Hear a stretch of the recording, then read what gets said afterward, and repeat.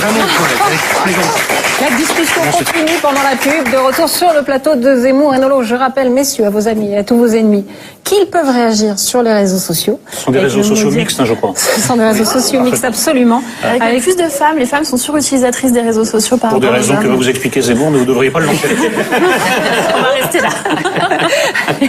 Avec le mot dièse Zen Pépé. Alba, c'est à vous. Et vous avez envie cette semaine de nous livrer les petits secrets du Conseil des ministres. Oui, grâce à un livre qui sortira mercredi prochain aux éditions de l'Archipel, écrit par la journaliste Bérangère Bonte, qui a recueilli les témoignages et les confidences de pas moins de 70 ministres, secrétaires d'État, anciens ou bien en fonction. Alors c'est une plongée très enrichissante entre les murs du salon Murat ou du salon des ambassadeurs, là où se tient le Conseil des ministres, sachant que le Conseil n'est ni filmé ni enregistré. Et c'est une plongée qui relate quelques moments importants de notre histoire politique récente. Un florilège de souvenirs, j'adore parce qu'il y a Giscard qui peut-être détient le record des conseils des ministres, qui dit « J'ai fait le calcul, j'ai assisté à 930 conseils des ministres sous De Gaulle, Pompidou et moi-même. » Effectivement, il y a de quoi raconter. Alors, participer à son premier conseil des ministres, c'est forcément une expérience, un événement. On cherche ses marques, on panique. Alors, Jean-Pierre Raffarin dit « On arrive gonflé d'honneur, d'orgueil, de fierté. On pense à l'histoire avec un grand H, à papa, à maman. Et en fait, on tremble comme une feuille, on tient à peine debout. » Alors, il y en a qui ont été très stressés pour leur premier conseil de ministres. Ça a été le cas, par exemple, de Myriam El Khomri, propulsée secrétaire d'État à la politique de la ville après avoir été adjointe à la mairie de Paris. Alors, elle n'a pas pu fermer l'œil de la nuit précédant le conseil des ministres. Son officier de sécurité lui avait dit « Mais attends, rassurez-vous, mettez des bonnes chaussures, tout ira bien parce qu'il y a du gravier. » Eh ben non, mais elle n'a pas pu dormir parce qu'elle s'est réveillée à 4h du mat en pensant à la politique. Oh mon Dieu, elle a révisé tous les décrets d'application de la loi Lamy sur la politique de la ville. Elle voulait être incollable au cas où on l'interrogerait. J'imagine le stress supplémentaire qu'elle a dû avoir lorsqu'elle a été bombardée ministre du Travail, une loi qui n'avait jamais été préparée. Et on apprend que Jacques Chirac était blagueur. Un gros blagueur. Alors Frédéric de Saint-Cernin se souviendra toute sa vie de son premier conseil des ministres. Frédéric de Saint-Cernin, on rappelle que c'est le cousin de Dominique de Villepin. Il a été longtemps conseiller en fait à l'Élysée, conseiller de Jacques Chirac. Sondeur de Chirac. Et sondeur, exactement. Monsieur Sondage, c'était un habitué des lieux.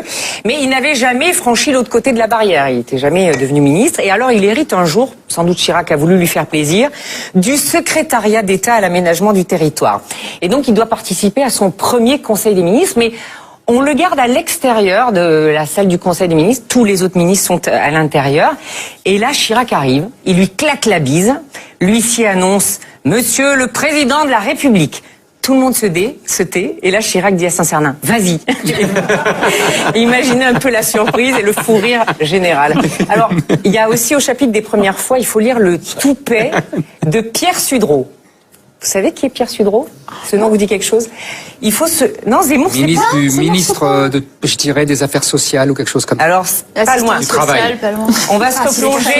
Non, pas des crèches. On va se replonger 6 mois avant la fondation de la Ve République. On est en juin 58 et De Gaulle cherche à constituer une équipe de transition pour rédiger la nouvelle constitution. On est en pleine insurrection algérienne. Et en fait, il avait repéré ce Sudreau 14 ans auparavant. C'était un jeune rescapé de Buchenwald. Il avait que 25 ans. Et il avait tapé dans l'œil du général au moment de la libération. Et donc, 14 ans plus tard, De Gaulle se dit, je vais le convoquer, celui-là. Mais alors, Sudreau est préfet de Seine, il croule sous le boulot, et figurez-vous qu'il va pas au rendez-vous de Gaulle, il est gonflé quand même. Du coup, quelques semaines plus tard, le général le rappelle. Sudreau pense qu'il va se faire virer, pas du tout. De Gaulle lui dit « Ah, Sudreau, vous avez daigné me voir. Me feriez-vous l'honneur de faire partie de mon gouvernement ?» Et alors là, Sudreau lui répond du tac au tac « Ah non, pas question, moi pas ministre de la reconstruction, pas du tout. Je veux être ministre de la construction. Reconstruction, c'est le passé. » Et De Gaulle lui dit « Eh bien, au revoir, monsieur le ministre. » Et Sudreau passera 4 ans aux côtés du père de Gaulle, comme il l'appelle, toujours très admiratif de cet homme qui serrait la main de chaque ministre, de Malraux à Sudreau. Petite dernière pour la route. Alba, on est en 81. 81, Mitterrand est donc à l'Élysée. Il a nommé 4 ministres communistes, dont Anicet Le Port. Alors, il a une énorme pression, Anicet Le Port. Il fait un malaise, figurez-vous, avant d'arriver à l'Élysée. Il demande même à son chauffeur de l'arrêter dans le bois de Boulogne pour prendre un peu l'air. Bien sûr. Alors, il faut dire que la veille, il a appris que son ministère avait été considérablement réduit. On lui avait dit, tu auras les PTT, puis finalement, la Poste et les télécommunications, ces mecs sont qui le récupèrent. Donc franchement, les télégraphes, finalement, il aurait été ministre de la fonction publique. Mais figurez-vous qu'au moment de nommer les 4 communistes, l'Élysée a pris soin d'appeler Washington. Vous le saviez ça? Parce que George Bush, qui était vice-président, venait dans la foulée du premier Conseil des ministres en France, vice-président de Reagan. Et pour anisser le porc, c'est sûr, ce sont les Américains qui ont réduit le périmètre de son ministère. Pas question, aurait-il dit, de laisser les communications à un ministre communiste. C'est vrai qu'à l'époque, les chars russes devaient débarquer sur les Champs-Élysées. Venons-en à vous, Marlène Schiappa. Le livre raconte que les premiers mots que vous avez entendus lors de votre premier Conseil des ministres, c'est « Bonjour Gérald Darmanin, enchanté ». Il paraît que c'est là que vous vous êtes rendu compte que vous alliez être dans un gouvernement avec des gens de droite. C'est vrai? C'est vrai? C'est pas faux. Non, ce que le livre dit aussi, c'est qu'en fait, j'ai eu un petit malaise la veille et donc j'avais passé la nuit à l'hôpital et quand je suis arrivée au Conseil des ministres, je suis sortie de l'hôpital, j'ai pris le train du Mans et je suis arrivée au Conseil des ministres. J'avais pas dormi de la nuit et effectivement, j'avais pas pris connaissance de la totalité et j'ai été un peu surprise d'entendre et de voir Gérald Darmanin, mais maintenant vous avez dit qu'est-ce qu'il fait là, celui-là? Je suis ravie maintenant d'être dans un gouvernement avec un ministre aussi brillant. Allez, on termine avec votre bonus, Alba. Alors le bonus, on le doit cette semaine à 2 petites filles de CM2 parisiennes qui ont écrit à Emmanuel Macron pour se plaindre des menus de la cantine. L'omelette aux épinards, c'est pas bon. Et on confirme, l'omelette aux épinards, c'est pas bon. Donc voilà ce qu'elles ont mentionné dans leur courrier au chef de l'État. Et alors, quelle ne fut pas leur surprise de recevoir 15 jours plus tard une réponse signée du chef de cabinet du président qui explique qu'Emmanuel Macron a bien aimé leur démarche et qu'il fera en sorte que ça s'améliore à la cantine. Merci Alba. Merci Marlène Schiappa. Vous restez encore avec nous quelques minutes. C'est l'heure de la polémique.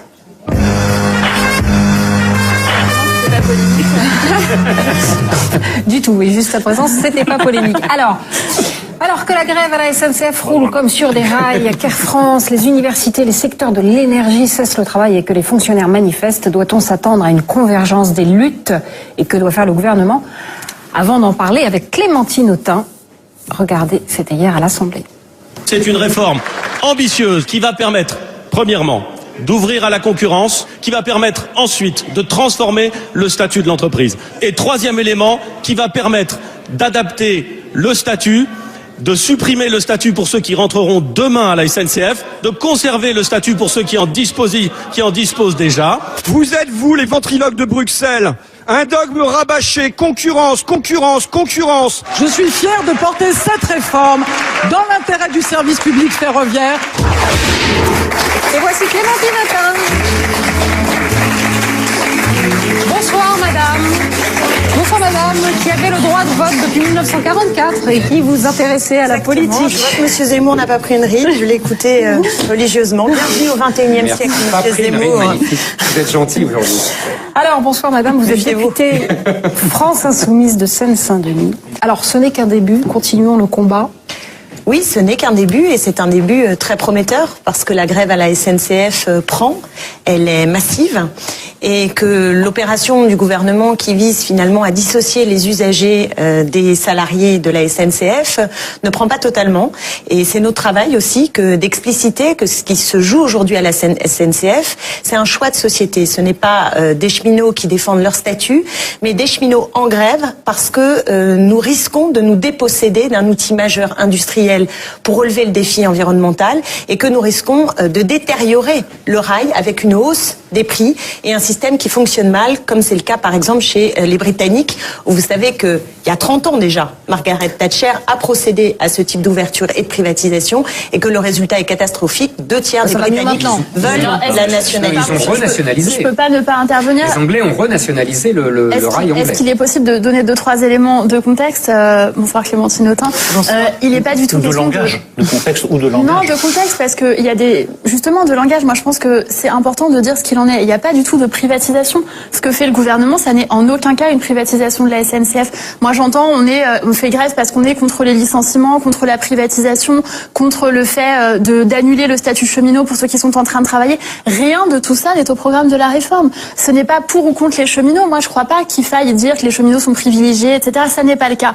En revanche, ce que je crois, c'est qu'il faut dire la vérité. Et la vérité, c'est que cette réforme, elle ne prévoit pas de privatisation, pas de licenciement et pas de changement du statut de cheminot pour ceux qui bénéficient déjà actuellement de ce statut. Donc il faut vraiment être clair sur le contenu de cette réforme qui ne contient pas tout cela. Alors la réforme qui contient une chose, c'est l'ouverture à la concurrence. Ce n'est pas la privatisation. L'ouverture à la concurrence accrue. C'est un processus de privatisation qui est en cours, voulu d'ailleurs à l'échelle européenne, en dépit du vote, en dépit, et je tiens à le dire, du vote des peuples, parce qu'il y a eu en France un vote. Ce sera une société à capitaux publics incessibles, donc ça n'est pas une privatisation. Ça n'est pas vrai. Je vous permets, mais ça n'est pas vrai. Je ne peux pas laisser dire des choses qui ne sont pas vraies. Voilà. Mais simplement, nous connaissons ce type de processus. Ils ont eu lieu à France Télécom, ils ont eu lieu à La Poste. Et c'est exactement le même processus qui est en cours aujourd'hui. Donc, non, vous pouvez nous raconter toutes les salades, j'aurai la main sur le cœur. D'ailleurs, sans doute que le bout du bout de la privatisation, vous ne serez plus en effet au gouvernement. Mais en attendant, on a bien un enjeu majeur qui est celui de savoir si le rail reste dans le domaine du giron public comme un bien commun. Et qu'on nous raconte beaucoup d'histoires, parce que s'il faut mettre les vérités en face, il faut aussi dire des choses. C'est que ce processus, on nous le vend au motif de la dette de la SNCF. D'où vient cette dette? Cette dette ne vient pas, c'est tout à fait marginal de ce qui serait lié au statut des cheminots et à la retraite, c'est tout à fait marginal.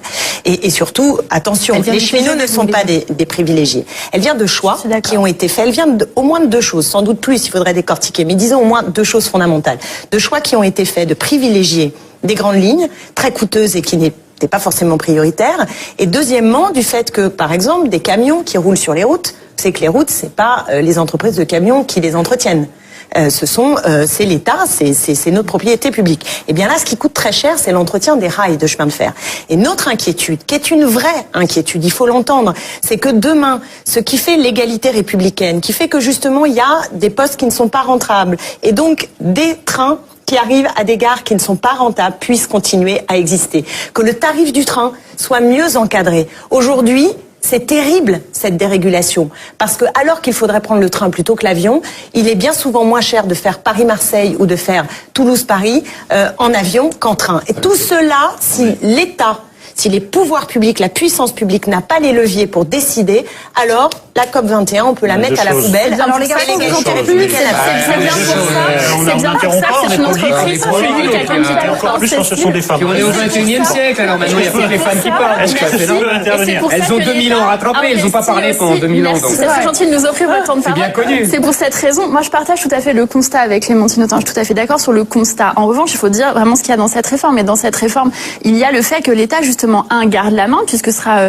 une structure à capitaux public incessible, j'insiste, ça veut dire que ce n'est pas une privatisation, mais aussi l'État choisit d'investir en investissant 10 millions d'euros par jour pendant plusieurs années pour justement rétablir ce réseau. Parce que pourquoi à la base on a autant de retard? Et moi je suis élue du Mans, il y a beaucoup de TGVistes, de gens qui prennent le train matin et soir pour aller travailler et qui pâtissent des retards dans leur vie de travail, dans leur vie de famille. Pourquoi il y a autant de retard? Parce que le réseau n'est pas assez bien entretenu. C'est pour cette raison que l'État a décidé, de garder la main, d'investir pour faire en sorte que le réseau soit mieux entretenu. Et en ce qui concerne les petites lignes, les gares qui ne sont pas rentables, pour reprendre votre expression, c'est de la compétence des régions. Donc l'État ne les supprime pas, ce sont les régions qui ont cette... mais le rapport Spinetta, ça n'est pas le gouvernement, c'est un rapport autonome et le gouvernement est libre de ne pas suivre les recommandations du rapport Spinetta. Est-ce que je peux être assez audacieux pour dire même deux choses? La première, c'est que vous parliez tout à l'heure qu'il n'y a pas eu de dissociation entre les usagers et les cheminots. Moi, il y a une autre dissociation qui m'a beaucoup marqué, c'est qu'on a l'impression qu'on a enfin trouvé une opposition, que l'opposition, ce sont les cheminots. C'est-à-dire que ce que n'a pas réussi à faire la droite ou la gauche, incarner vraiment l'opposition, s'incarne là. Et d'ailleurs, j'ai vu que Jean-Luc Mélenchon, ça commence à être une habitude, ça fait dégager de la manif. Son tweet. Non, je ne peux pas vous laisser dire ça. Si, moi j'ai vu les images, moi, il s'est éclipsé très vite. Je suis pas d'accord avec ça. Et il y a eu des noms d'oiseaux qui ont fait ça. Je ne peux pas vous laisser dire ça parce que... Il le dit lui-même sur son tweet, il dit que... Non. Moi, j'étais pas dans cette manifestation avec lui, mais j'étais dans la manifestation, la première, avec les cheminots. Je suis restée 1h30 avec mes collègues députés. Il y avait Jean-Luc Mélenchon. Je vous assure que l'accueil était extrêmement chaleureux. Pas de tous. Et qu'ils ont repéré, mais il y a tout, on peut pas être ovationné globalement. Non, mais que BFM Télé retiennent de la journée la minute où effectivement il y a peut-être eu un excité, je ne sais pas, j'étais pas là, est quand même assez insupportable au regard de globalement les encouragements et les salutations très chaleureuses qu'a reçu Jean-Luc Mélenchon. Je reviens sur le premier point, c'est que l'opposition maintenant s'incarne plutôt dans des mouvements sociaux que dans les partis traditionnels. Et ensuite, Bon, la crise, ça y est, on l'a analysée, on connaît les positions des uns et des autres. Comment on en sort? Parce que là, pour l'instant, on est dans une phase assez classique où c'est maximaliste des deux côtés. C'est-à-dire que d'un côté, le gouvernement dit droit dans nos bottes, ça n'a pas porté bonheur à Juppé, mais enfin, c'est un peu ça le message. Et de l'autre côté, on dit concertation plus. Concertation, mais enfin, moi je connais la concertation à la Macron. Macron. Vous devriez bien passer quelques après-midi avec nous pour libérer les énergies. Délivrer les énergies. Je connais la concertation à la Macron. La concertation à la Macron, ça consiste à le sac à dos social, ça a été. Non, pas du tout. Le sac à dos social, ça fait partie de la concertation. Le fait de ne pas faire des ordonnances, mais de passer par un plus long débat parlementaire, ça vient aussi de la concertation. Il y a des choses, plan social ou restructuration. Vous savez, il y a c'est la neuve-langue de l'entreprise depuis 20 ans. Non, mais je termine. Et on est libre de dormir dans la rue. C'est ça la Macronie. C'est un univers à part. Dans la caricature, la clé de c'est possible de finir une phrase. Vous levez la main quand je peux finir ma phrase. Et je capterai le signal. Ça fait du bien. La première, c'est maximaliste des deux côtés, parce que, bon, voilà, la concertation, c'est un mot d'affichage. Puis de l'autre, il faut repartir d'une page blanche selon les syndicats, ce qui paraît quand même pas non plus très crédible. Donc, qu'est-ce que vous préconisez? Est-ce qu'il y a un point sur lequel céderait le gouvernement qui permettrait, selon vous n'êtes pas syndicaliste, mais voilà, de clore l'affaire, ou vous aussi, vous êtes partisan de la feuille blanche, il faut tout reprendre à zéro? Je suis partisane de la feuille blanche, c'est d'ailleurs ce que demandent les syndicats et ça me paraît tout à fait juste. Donc feuille blanche, c'est la revendication et nous la soutenons. Et par ailleurs, vous aurez remarqué que les foyers de contestation, ce n'est pas seulement à la SNCF. Vous avez des universités qui sont mobilisées contre la sélection, vous avez ADP, tiens, puisque vous disiez... Oui, des universités, pas toutes bien sûr, mais des universités et certaines fortement. Je veux dire, à Montpellier, à Tolbiac, c'est une ébullition qui Non, d'accord, mais restons sur le dossier SNCF. Oui, mais puisque vous parliez de l'opposition et du climat aujourd'hui dans le pays, il faut savoir dans quelle séquence nous sommes. C'est une séquence où il y a une forme de contagion, de révolte. Sociale et pas politique. Vous en rêvez.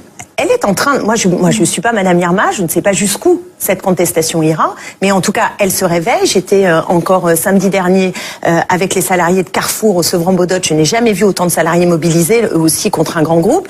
ADP, vous voyez, vous savez mettre le dernier coup, puisque ADP au départ, quand c'est pour les aéroports, on nous avait dit non, on ouvre juste le capital, mais vous inquiétez pas, il y aura jamais de privatisation. Le gouvernement Macron est en train d'avancer vers la privatisation, d'où la mobilisation. Ben voilà, mais d'où la mobilisation d'ADP. Ce que je veux dire, c'est que les foyers de contestation, vous le savez, dans l'énergie, chez les éboueurs, enfin ça commence à faire beaucoup, peuvent en effet, à un moment donné, converger ou en tout cas donner un climat qui est un climat d'opposition à ce gouvernement. Il y a des inquiétudes parce qu'il n'y a pas beaucoup de points communs entre les salariés des EHPAD et un pilote de ligne d'Air France. Il y a une convergence d'inquiétudes. Alors, je sais pas. Justement, c'est un peu tout l'enjeu. Je vous dis oui, chacun va pour les EHPAD dire voilà, il y a l'austérité budgétaire, on est contraint et c'est effroyable.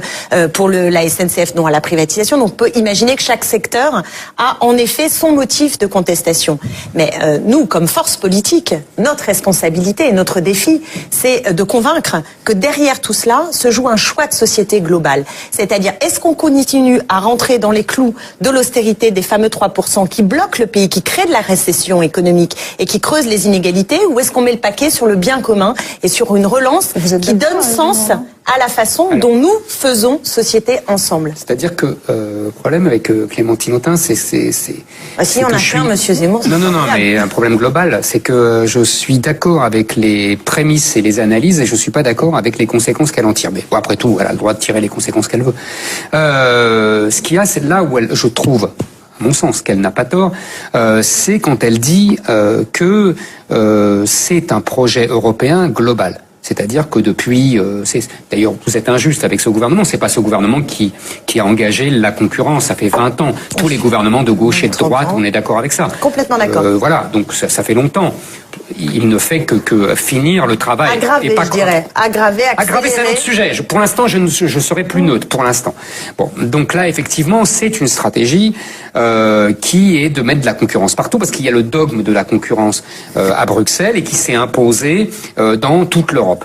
Ils ont un problème avec le rail. Ce qu'on ne dit jamais, c'est que il est très difficile d'inventer de la concurrence sur des rails. C'est-à-dire qu'on peut sur la route, parce que dit on peut dans le ciel, mais sur les rails il y a qu'un rail. Donc il faut Là, vous inventer. reprenez l'argument. Non, je vous assure que c'est vrai.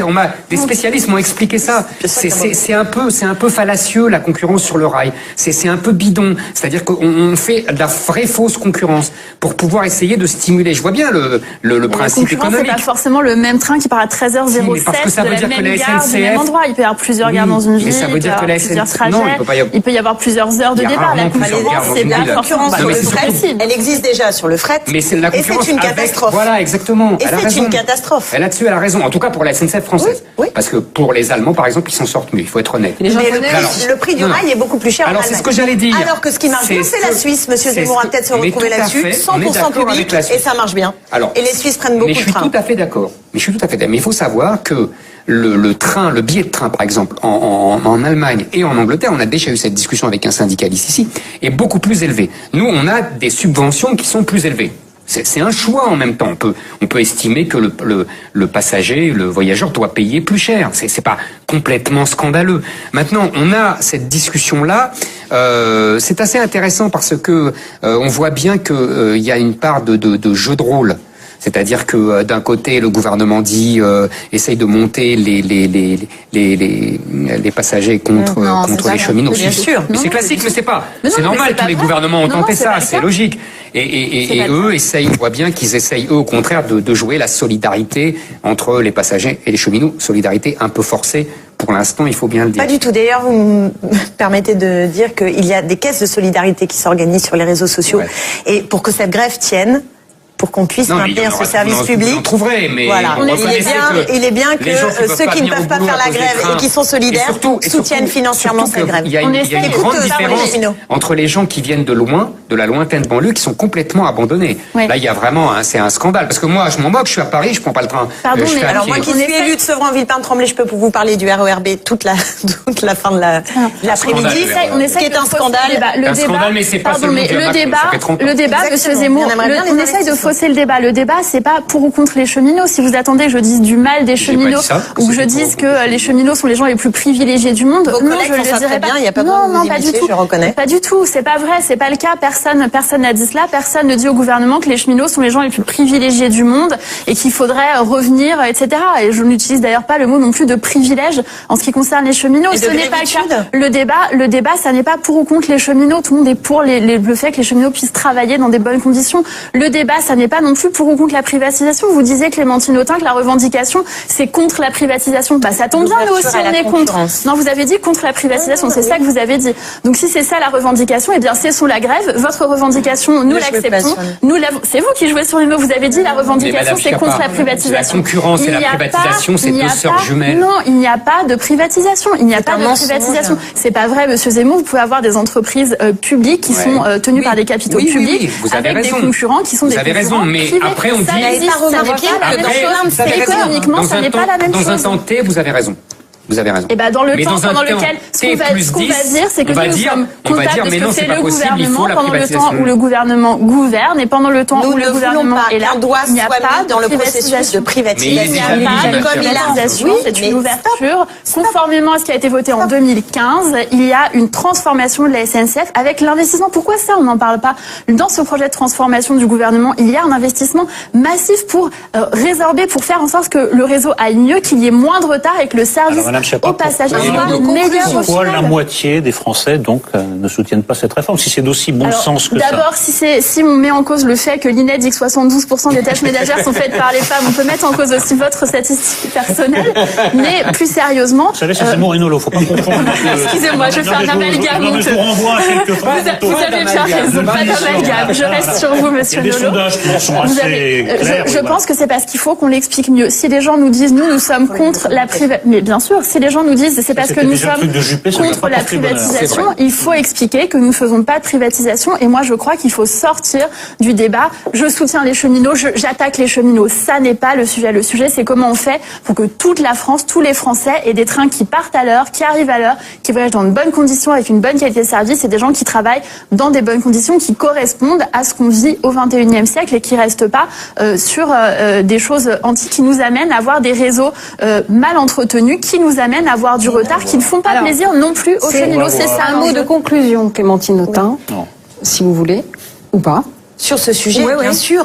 sur ce sujet? Bien sûr. Moi, je dis que le processus engagé est un processus de privatisation et que c'est maintenant qu'il faut mettre le coup d'arrêt et ne pas avoir confiance parce qu'on s'est fait avoir sur de très nombreuses autres entreprises. Donc, il faut cesser cette logique qui est une logique qui ne répond pas aux défis contemporains, ni environnementaux, ni d'égalité entre les territoires, et que les cheminots sont peut-être les mieux placés, et aujourd'hui je les vois très mobilisés, pour considérer que à la fois leur statut ne sera pas maintenu, et il n'est pas un statut de privilégié, parce que dans la société contemporaine, moi je constate qu'on ne cesse d'opposer ceux qui ont un petit CDD à ceux qui sont au chômage, puis ceux qui ont un CDI par rapport à ceux qui ont un CDD, puis ceux qui sont dans la fonction publique par rapport à ceux qui sont au chômage, bref, tous ceux qui sont en bas pendant que le gouvernement a distribué 9 milliards d'euros aux plus riches. Et je crois que cette société-là, elle ne peut pas tenir, mais c'est la vérité.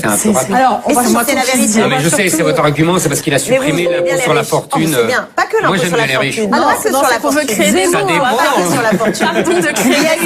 Il y a eu également des milliards redistribués par le biais de la taxe plate, d'autres mécanismes. Vous aimez bien les riches. Clémentine Autain. Et il va beaucoup aimer aussi votre livre sur 1968, Notre liberté contre leur libéralisme. Aux éditions du Cercle. Je vous l'offre, Zemmour. Ah bah si, parce que vous êtes d'accord avec Clémentine aujourd'hui en termes de livre. Je suis sérieux. Merci beaucoup, merci Madame d'être venue. Marlène Schiappa, je rappelle aussi le titre de votre livre, Le deuxième sexe de la démocratie, aux éditions de l'Aube. Clémentine Autain, vous restez avec nous pour notre focus. Ne bougez pas.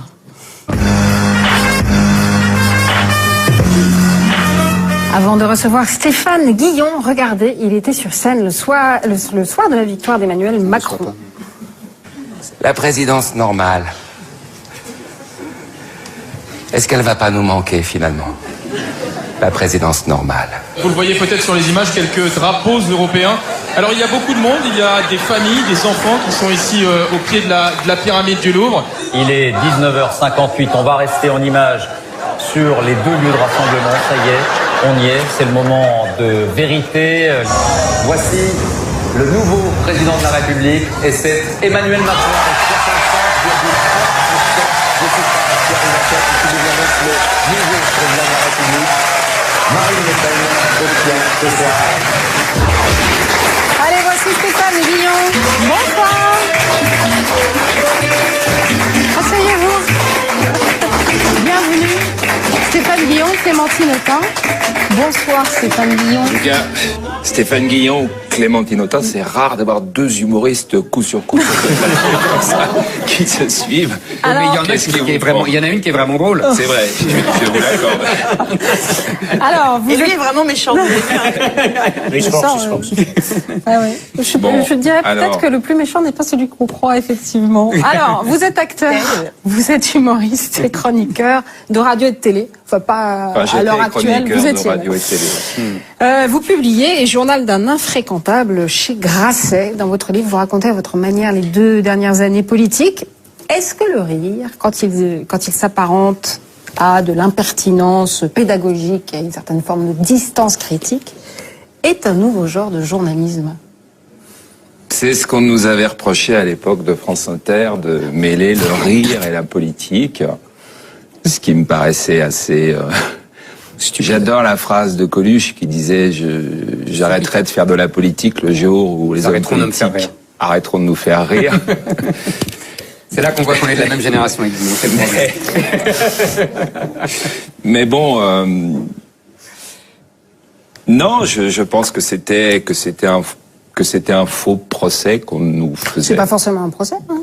Vous avez si, une à un vision moment du monde, donné, non, mais il faut dire aussi que de façon très immodeste, on avait beaucoup plus de succès, Didier Porte et moi, que les journalistes. Donc ils nous en voulaient finalement de faire passer des messages politiques à travers le rire. C'était le reproche, je pense, qu'on nous faisait à oui, pas le reproche Éric. Que je ferais. Non, ça, là, si on a 2 minutes... Ne me montre pas du doigt comme ça, s'il te plaît. Comme ça. Hein ma mère serait là, elle me gronderait. Mais... On a vu votre mère sur le plateau. Comment non, parce que c'est un truc de gosse, ça. Ne montrez pas du doigt. Comme ça.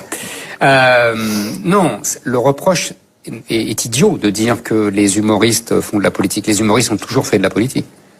L'humour, c'est de la politique. Tout ça, c'est une évidence depuis toujours, même au temps des bouffons du roi. C'est pas le sujet. En revanche, je pense qu'il y a un vrai sujet sur ce que sont devenus la plupart des humoristes, c'est-à-dire les chiens de garde du politiquement correct. C'est pas la même chose. C'est-à-dire qu'il y a une idéologie dominante qui se répand dans tous les médias. Mais vous avez, pardon, c'est pas grave. On s'est connus au scout. Oui. Non, mais on n'en parlera pas de ces années de scoutisme. Mais non, mais vous avez des. C'était quoi son surnom? Lui? Ah non, commencez pas. Non, parce qu'il a vraiment été bizuté pour le coup, ce qui explique tout ce qu'il est devenu par la suite. N'importe quoi. Non, sérieusement. Sérieusement. Je pense que Guillon en est la très bonne incarnation. C'est-à-dire que, idéologiquement, c'est très marqué. Moi, je reproche pas de faire de la politique. Je reproche simplement d'être, non pas le fou du roi, il se moquait du roi. Là, en revanche, il est le roi. Et il défend l'idéologie du roi, c'est-à-dire de la classe dominante et de l'idéologie dominante. C'est une vieille discussion qu'on a tous les deux. Moi, j'adore vous voir. Ouais, c'est ça. Non, mais discussion parce qu'à chaque fois. C'est une vieille discussion. Je suis d'accord. Mais parce que pour moi, c'est le seul sujet. Bah non. Mais si. Parlons du scoutisme. On avait dit que non. Et de votre totem. Non, là où je suis un peu en désaccord avec Éric Zemmour, c'est que j'ai le sentiment que je ne suis pas du tout encarté, c'est-à-dire qu'on m'a reproché... Mais vous êtes amoureux, et votre femme... oui, ça amoureux, oui, je suis un homme amoureux, mais à France Inter, on me disait que je faisais de l'antisarkozisme. Oui. Après, quand j'ai travaillé à Libération et que j'ai continué mes chroniques à Canal, on a dit que je faisais du Hollande bashing. On me reproche de taper... Ah si. Moins. Ah si. Beaucoup moins inspiré par Hollande que par ça. Non, parce que j'ai jamais défendu une chapelle. Et je pense pas une chapelle, mais une idéologie, oui. Non, laquelle? La gauche bien pensante. Non, mais sérieusement. Moi, demande à nos amis insoumis s'ils pensent que je suis un humoriste de gauche. Le débat sur une autre base. Stéphane Guillon. Moi, je pense. Non, mais bon. Stéphane Guillon, je voudrais poser le débat sur une autre base. D'accord, et je sais d'où ça vient. Je serais pas d'accord. Non. Petit déjà. Non, mais bon. Non, mais le cas. Un an, je passe. Le cas des humoristes, c'est intéressant parce que l'humour, c'est une valeur stable. L'humour, ça revient à s'approcher des limites ou à les franchir ou en tout cas à tester les limites. Et il se trouve que les limites changent selon les époques. Voilà. Alors moi je lis par exemple page 124, internationale. En Afghanistan, une femme nommée Leila a été décapitée pour avoir fait ses courses sans son mari. Elle avait acheté une brosse à cheveux. C'est malin maintenant qu'elle n'a plus de tête, une brosse à cheveux.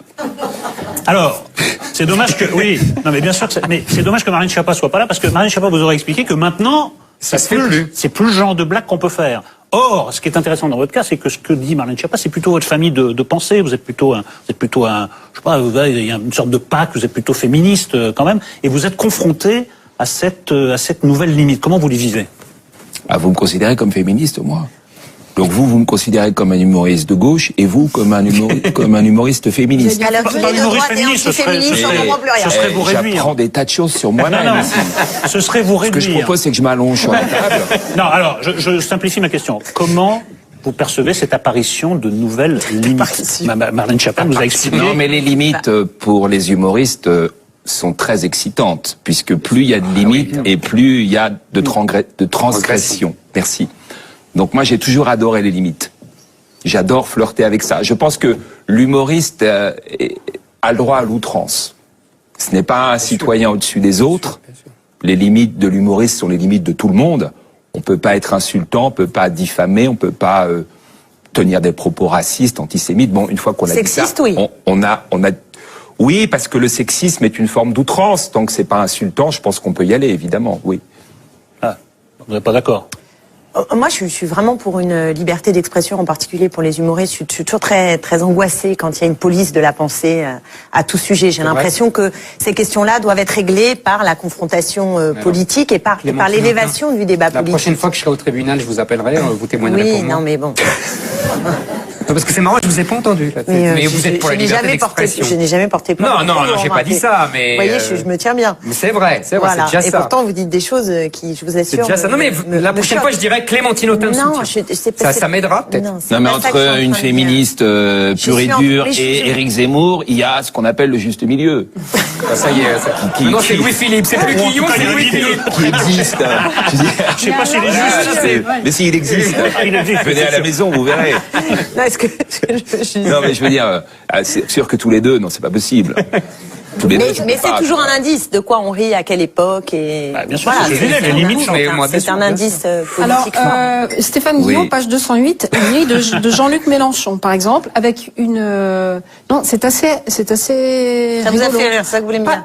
Oui, enfin moi, oui, ça m'a fait rire quand il compare Mélenchon à Hulk, vous savez. Non, ça vous fait rire aussi ou pas, ça, Clément Pinotin? Ça me fait non, ça vous fait rire? Ce qui me fait rire, c'est la faute d'orthographe infréquentable, ça me fait beaucoup rire. Elle est où? Ah ouais. Là, en bas, là. Mais c'est pas dans le livre. C'est pas dans le livre, C'est pas dans le livre. Moi, ça me fait rire. Non, parce que le correcteur de chez Grasset, j'imagine même pas ce que c'est. C'est un ayatollah, je le sais. Il est oui. Oh, ça, je comprends que ça fasse Vous voulez pas un commentaire là-dessus? Bah oui. Oui, tout est dit. Je veux dire, c'est vrai que Mélenchon, on a l'impression toujours qu'il fait attention, puis à un moment donné, il vient tout vert. Où il pète un câble. Ouais. Mais je pense que c'est son régime à base de quinoa, à mon avis, lui a fait beaucoup de mal. Après. Non, vous avez un rapport aux politiques très ambigu, parce que. Non, en revanche, je pourrais faire une petite parenthèse, parce que j'ai beaucoup de militants de la France insoumise qui me disent mais comment vous pouvez nous insulter, etc. Non. D'abord, je respecte les militants de la France insoumise, mais il me semble quand même que j'ai le droit de plaisanter sur les Corbière et Garrido et Mélenchon parce que on a la chance d'avoir quand même de sacrés clients et autant s'en amuser. C'est tout ce que je dis. Sauf qu'on choisit ses clients. En fait, moi, j'aime pas tellement le terme client. Je reprends le vôtre là à l'occasion, mais. Bah, c'est des clients parce qu'ils me font. Et Clémentine. Ah, d'accord. Alors bien. Mais c'est intéressant que vous en parliez parce que. Et alors pourquoi et bien. C'est bien le rhum ici. Comprenez en tout cas que ça n'amuse pas forcément. Quand vous faites ça, vous choisissez aussi les cibles sur lesquelles vous avez envie de vous amuser.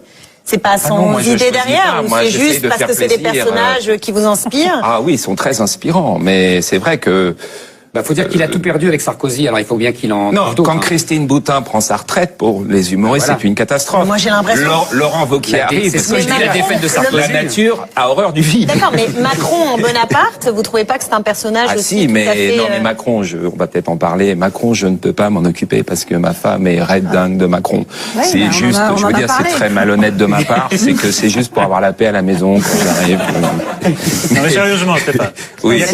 Ne me montrez pas du doigt non plus. Je vous montre des 5 doigts. Non, il y a quand même... Parce que l'idée, j'ai pas d'idée, mais quand même, j'ai des personnages qui sont affiliés à une famille politique. Parce que moi j'ai lu le livre, contrairement à vous, Clémentine. Mais je serais ravie si vous me l'avez adressé. J'aurais jeté un œil, j'aurais été absolument ravie. Bien sûr, mais j'ai même... C'est une femme très curieuse, très ouverte. Elle est dédicacée. Mais j'en enverrai un. Stéphane Guillon. Vous voyez, c'est oui. Oui, à l'Assemblée nationale. Il y a quand même une différence de traitement selon l'homme politique ou la femme politique que vous brocardez. Donnez-moi un exemple. Il y a une forme, d'ailleurs vous le dites, il y a une forme de tendresse. Oui, c'est vrai qu'il y a la tendresse. Il y a une forme de tendresse pour certains, même vos têtes de Turc, même Nicolas Sarkozy à la limite, et je trouve qu'en effet... Elle caché la tendresse. Mais si.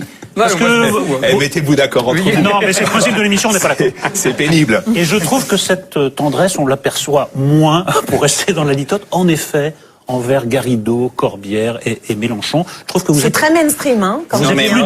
Je trouve... C'est ce que je vous ai dit tout à l'heure. Arrêtez de discuter. C'est la gauche bien pensante. Vous allez finir par être d'accord avec moi. Laisse répondre. Et à chaque fois que je viens sur votre plateau, il s'obstine à vouloir qu'on soit d'accord. Je pense que moi, je veux bien parler 2 minutes d'Alexis Corbière. Je veux bien, si vous voulez. Et je pense que Éric sera d'accord avec moi. Ce que je reproche à Alexis Corbière, c'est son insoumission à géométrie variable. C'est-à-dire, quand ce sont les salariés d'ITélé, les journalistes d'ITélé qui sont licenciés, quand ce sont les gens qui travaillent sur la plateforme de Canal+, qui sont pour le coup, alors vraiment des gens au cœur du métier et des gens modestes qui sont là, qui répondent aux abonnements, quand ce sont ces gens-là qui sont licenciés, qui sont sur le carreau, Alexis Corbière est aux abonnés absents. Hein? Pourquoi il ne dit rien? Parce que Raquel Garrido, son épouse, travaille pour Vincent Bolloré. Donc moi je dis qu'il y a quand même un gros problème. Non, quand on est militant, quand on défend des valeurs, on se bat sur tous les terrains.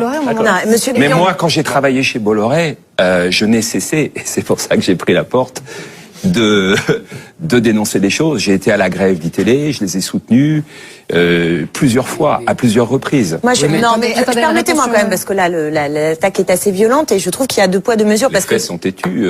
Oui, mais les faits bien plus têtus, et je ne sais pas s'ils sont dans votre livre parce que je ne l'ai pas lu, mais je ne vous entends pas avoir une colère magistrale pour ce qui vous concerne à l'égard d'un pouvoir en place qui, lui, en effet, maltraite par ses lois. Est-ce que vous pouvez répondre sur Alexis Corbière? Pourquoi Alexis Corbière n'a rien dit sur les salariés de Canal+ qui ont été licenciés? Je voudrais juste savoir. D'abord, je ne sais pas s'il n'a rien dit sur les salariés de Canal+. J'invite les téléspectateurs de Paris Première à vérifier. À l'instant T, vous verrez qu'il n'a absolument rien dit. Aqua bocca, comme on dit en Corse. Eau dans la bouche. Aqua bocca. Ouais. Je ne vois pas Alexis Corbière ne pas s'émouvoir quand il y a des licenciements qui sont des licenciements massifs. Première chose. Et la deuxième chose sur Alexis Corbière, c'est que comprenez qu'il est assez insupportable, que lui ça fait un procès comme s'il était quelqu'un qui aimait l'argent. On finit par ne plus avoir la mesure des choses. Je suis pas allé sur ce terrain-là. Alexis Corbière est un militant politique qui a donné beaucoup je veux dire de sa vie, y compris personnelle, pour défendre ses idées, et on le repeint comme un personnage. Non, je ne le repeins pas. Je vous donne un exemple. Et vous êtes incapable de m'apporter un contre-exemple. Mais quel contre-exemple de quoi? Mais de quoi? Je voudrais que vous m'expliquiez pourquoi, sur ces salariés qui ont été licenciés de façon violente, la plateforme téléphonique de Canal+ et les journalistes d'ITélé, nous n'avons à aucun moment entendu. D'abord, Alexis Corbière n'intervient pas à chaque minute où il y a un licenciement collectif insupportable, parce que ça serait quotidien, on ferait des tweets quotidiens. Monsieur Guillon, on serait en train de faire des tweets quotidiens. Ah oui, la plateforme. Non, mais en plus, il y a une différence. On serait en train de faire des tweets absolument quotidiens. Il y a une différence en plus entre la plateforme de Canal, entre la plateforme et des journalistes qui étaient en désaccord. J'ai bien suivi cette histoire puisque j'ai été viré d'ITélé. Enfin, c'est les journalistes d'ITélé qui ont voté pour que je sois viré. Donc c'est pas un bon exemple. Oui, non, mais ils ont voté eux. C'est rare que les journalistes votent pour que je sois viré, et c'est le cas à ITélé. On a ça en commun. Si tu veux, il y a une justice immanente. Bon, deuxièmement, moi, ce qui m'amuse beaucoup chez Guillaume, tout à l'heure, il a dit c'est des gens qui me font bouffer, et bien bouffer, parce que j'ai adoré la polémique avec Ardisson, parce que c'est très drôle ce que vous dites sur Ardisson, ça je dois avouer, mais lui n'a pas trouvé ça drôle du tout, et donc il a balancé à Guillaume que tout ça c'était parce que il l'avait viré et qu'il ne gagnait plus ses 10 000 euros par semaine. Donc moi, ça m'a fait songer, voire rêver. Je dis chapeau, voilà, je n'ai jamais gagné 10 000 euros par semaine, et je dis chapeau Guillon pour avoir soutiré autant d'argent à Bolloré. Alors, au moins Bolloré paye bien. Est-ce que vous pourriez au moins reconnaître ça? D'abord, c'est pas Bolloré qui paye bien, puisque Bolloré est arrivé, j'avais déjà ce salaire. Donc Bolloré, il a pris Guillon avec son salaire. Je comprends que vous ayez été viré alors. Ensuite, comme quoi c'est un bon gestionnaire, Bolloré. Ensuite. Cher Éric Zemmour, vous imaginez bien que Ardisson n'est pas un philanthrope. Non. Ardisson est un producteur. Si Ardisson donne 10 000 euros à Stéphane Guillon, c'est qu'il doit en gagner beaucoup plus en vendant son émission Clé en main à Canal+. C'est pas mon problème. Oui, mais c'est important de savoir est-ce que j'amenais des gens en plus sur ma chronique? Moi, j'ai jamais réclamé ce salaire. On me l'a donné, et on me l'a donné au fil des années, voilà. Après, on peut juger effectivement ce salaire choquant, scandaleux, ce que vous voulez. Je peux pas apporter un jugement moral. Non, mais on peut porter un jugement moral. Moi, je peux juste vous dire que j'ai commencé ce métier de comédien et de chroniqueur en 81, que j'ai fait des tas de petits boulots comme déménageur, comme garçon de café pour pouvoir vivre. Jusqu'en 2003, je ne vivais pas de mon métier. En 2003, cher Eric, on a connu le succès ensemble avec Stéphane Bern. Et en 2003, j'ai commencé effectivement à gagner ma vie. Beaucoup plus que moi. Puis, ces sommes-là que vous avez évoquées. Et je peux vous dire que depuis que je suis viré en juin, parlons d'argent, j'adore ça, j'ai travaillé au théâtre, j'ai joué Modigliani, et j'ai répété pendant des mois Modigliani. J'étais payé 45 € le service de 5 heures. Nous faisons des métiers où on gagne beaucoup d'argent, et puis on n'en gagne plus. Et c'est comme ça. Après, on peut reprocher son salaire Non, mais je reproche rien, je disais, vous parliez de Rapido, c'est tout. Non, pour moi, c'est pas le débat. À un moment, il y a une scène fondatrice où vous voulez être comédien, Jean-Laurent Cochet voit que c'est pas terrible, mais il trouve le véritable emploi pour vous, c'est valet. Alors, valet dans les tragédies, dans les comédies, c'est souvent quelqu'un d'insolent. Vous avez gardé cette chose. Vous n'êtes plus un valet, mais vous êtes un employé insolent. Vous vous faites virer du public, France Inter, vous vous faites virer du privé, l'émission d'Arbisson. Il n'y a pas que moi qui me fait virer de partout. D'accord. Mais est-ce que ça veut dire que fondamentalement, un comique qui ne se fait pas virer ne fait pas son boulot parce que d'une manière ou d'une autre, on est amené à un moment ou à un autre à entrer en conflit avec son employeur pour telle ou telle raison. Un comique qui dure, est-ce que c'est pas un comique qui fait pas son boulot? Voilà ma question. Non, moi, je suis entièrement d'accord avec vous. C'est-à-dire, c'est ce que je reprochais tout à l'heure à Alexis Corbière, c'est-à-dire que vous ne pouvez pas tout d'un coup être impertinent et que votre impertinence s'arrête là où vos intérêts commencent. Mais vous perdez toute crédibilité. C'est-à-dire que si moi j'avais rien dit quand j'étais employé chez Vincent Bolloré, on aurait dit ouais, Stéphane Guillon, il tape sur la France Insoumise, il tape sur machin, il dénonce machin, etc., etc. Et quand il s'agit de son patron, quand il s'agit des salariés d'ITélé qui sont licenciés, quand il s'agit de la culture intensive, d'huile de palme qui est organisée en Afrique par monsieur Vincent Bolloré, Guillon, il ferme sa bouche. Il ferme sa bouche parce que ça met en danger son travail. Donc moi, je suis entièrement d'accord. Corbière, non mais franchement, je termine après. J'entends bien, mais je vais parler de Corbière. Pardon, j'enlève. Corbière, sors de ce corps. Non mais j'ai dû rater une étape. Je ne comprends pas le procès que vous lui faites. Voilà, j'ai dû rater sans doute une polémique. Je ne comprends pas. Je retire ce que j'ai dit. Je vais faire ma démonstration avec quelqu'un d'autre. Comme ça, vous allez pouvoir vous rendormir. Non, je ne dors pas. Je vous écoute. Stéphane Guillon, un petit mot de conclusion. Parce que nous, on a une... Eh ben voilà, bah oui. Et on a une humoriste qu'on garde. Qu'on garde. Pas être aussi bien accueilli. Non. On va s'embrasser peut-être, non? Non, vous allez accueillir Sandrine Saroche, qui est une humoriste qu'on va pas virer. Non, puisque tout le monde s'arrache Sandrine Saroche. Allez Sandrine, venez.